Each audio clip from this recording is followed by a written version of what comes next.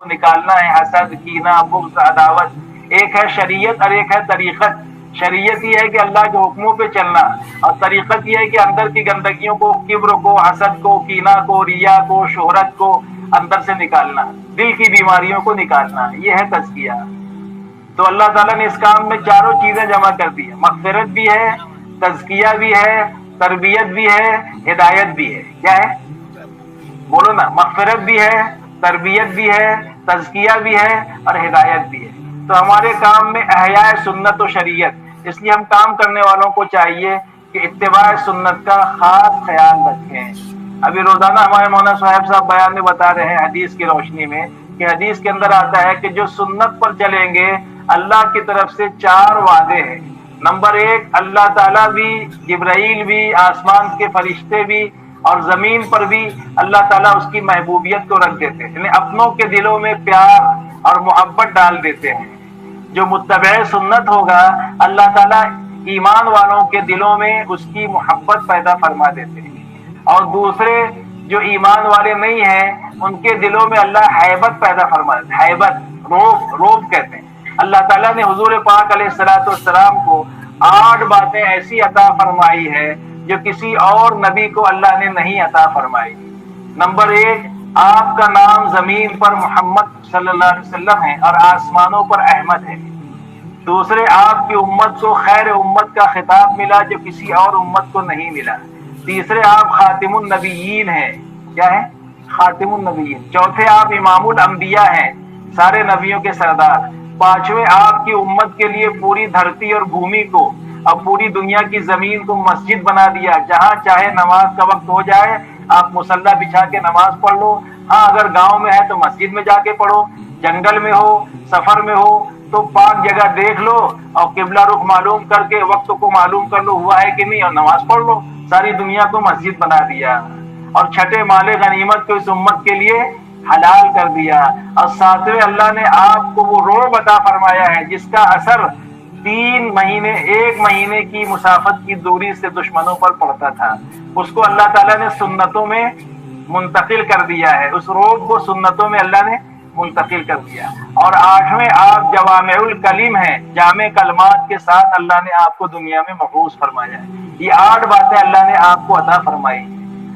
تو سنت پر عمل، پہلا فائدہ یہ ہوگا کہ اپنوں کے دلوں میں محبت اور اغیار کے دلوں میں ہیبت اور روب، دبدبا۔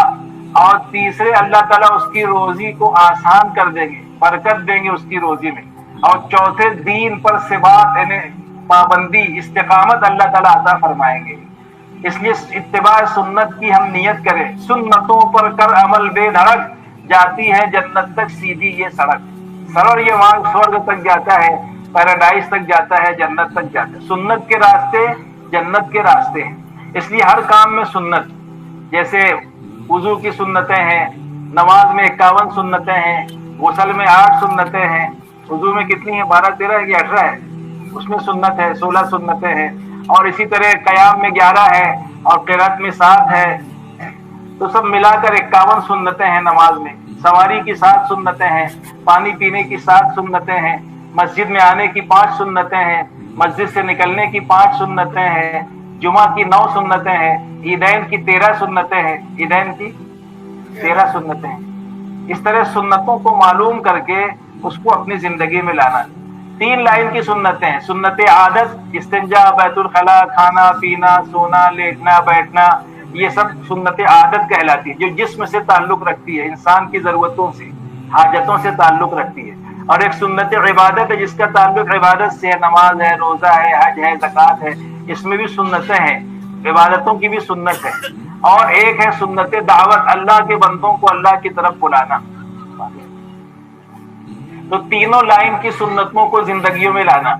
تو یہ بھی دائی کے اندر ہونا چاہیے کہ ایک ایک سنت اس کی زندگی سے جھلک رہی ہو۔ سنت آئے گی تو فائدہ سن لو کیا ہوگا۔ سنت میں نور ہے تو سنت آئے گی تو ظلمت نکل جائے گی۔ سنت میں سادگی ہے، جب سنت آئے گی تو تعیش نکل جائے گا۔ سنت میں حیا ہے تو بے حیائی نکل جائے گی۔ اور سنت میں نور ہے، سنت جو ہے